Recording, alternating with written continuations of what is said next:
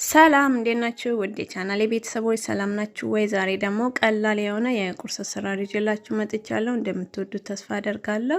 ቀላልና ፈጣን የሆነ የቁርስ አሰራር ነው። እዚህ ቁርሱን ለመስራት ሽንኩርት ያስፈልገናል። 2 የሚያቃጥል ቃሪያ፣ ግማሽ ካሮትና 2 የፈረንጅ ቃሪያ ከለር ያላቸው ቀይና አረንጓዴ እና የድንብላል ቅጠል እዚህ ጋር አለኝ። ሁሉንም ከትፌ አዘጋጀዋለሁ በመጀመሪያ ያው ቃሪያውን ካልፈለጋችሁት የሚያቃጥለውን ለልጆች ከሆነ አለመጠቀም ትችላላችሁ። በዚህ መልኩ አታክልታችንን ከትፈን እናዘጋጀዋለን። ለቻናሌ ደግሞ አዲስ ከሆናችሁ ሰብስክራይብ ማድረግ አትርሱ። ቪዲዮን ደግሞ ከወደዳችሁት ላይክ አድርጉት። ካሮቱንም በዚህ መልኩ እንፈቀፍቀዋለን። እናንተ የፈለጋችሁትን አታክልት መጠቀም ትችላላችሁ። ከፈለጋችሁ ድንችም ፈቅፍቃችሁ መጠቀም ትችላላችሁ ማለት ነው። ከዛ እዚህ ጋር አንድ እንቁላል ያስፈልገናል። እሱ ላይ 1 ኩባያ ወተት እንጨምርበታለን።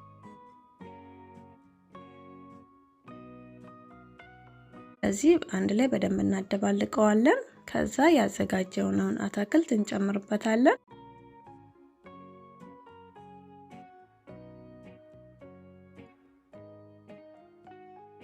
ከዛ እሱን እንደዚህ ጋር አደባለቅነው በኋላ 1 የሻይ ማንኪያ ጨው እናደርጋለን እና 3/4 ኩባያ ዱቄት እናደርጋለን። እሱን ቀስ በቀስ እየጨመረን በደንብ አድርገን እናደባልቀዋለን።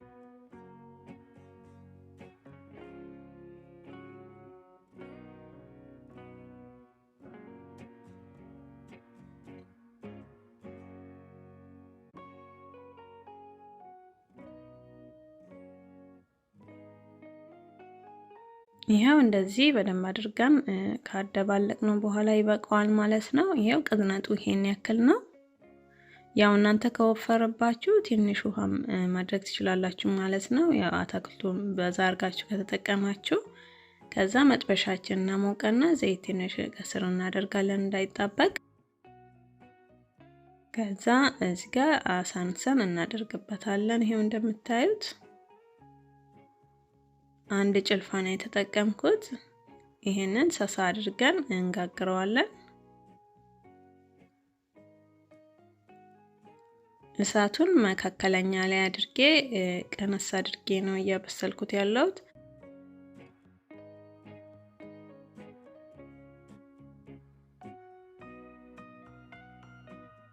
እሳታችን ቀንሰን ቀስ ብለን እየገለባበጥን እናበስለዋለን። በአንድ ጎኑ 3 ወይ 4 ደቂቃ ቢፈጅ ነው። ያው እየገለባበጥን እናበስለዋለን።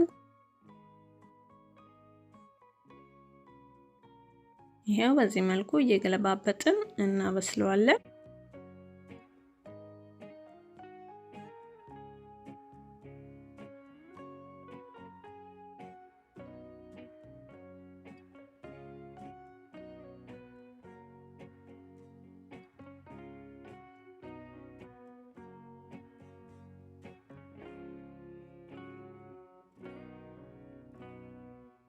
ቪዲዮን እስከዚህ ካያችሁት ላይክ ማድረግ አትርሱ። ላይክ ስታደርጉ ለሌሎች ሰዎችም እንዲደርስ ስለሚረዳ ላይክ አድርጉ።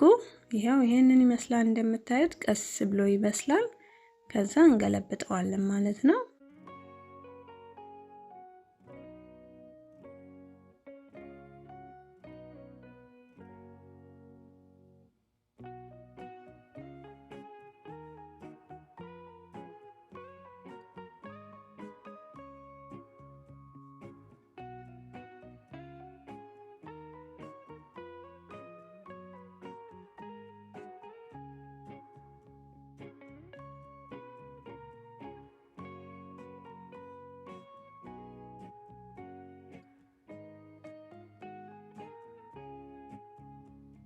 ያው ሁሉንም በዚህ መልኩ ጋግሬው ጨርሻለሁ። እንደምታዩት ይሄንን ይመስላል። ቆንጆና ልስልስ ያለ የቁርስ አሰራር ነው። ትወዱታላችሁ። እንደምትወዱት ተስፋ አደርጋለሁ። ቪዲዮን ከወደዳችሁት በድጋሚ ላይክ ማድረግ አትርሱ። ሀሳቡን አስተያየት ካላችሁ ኮሜንት ላይ ጻፉልኝ።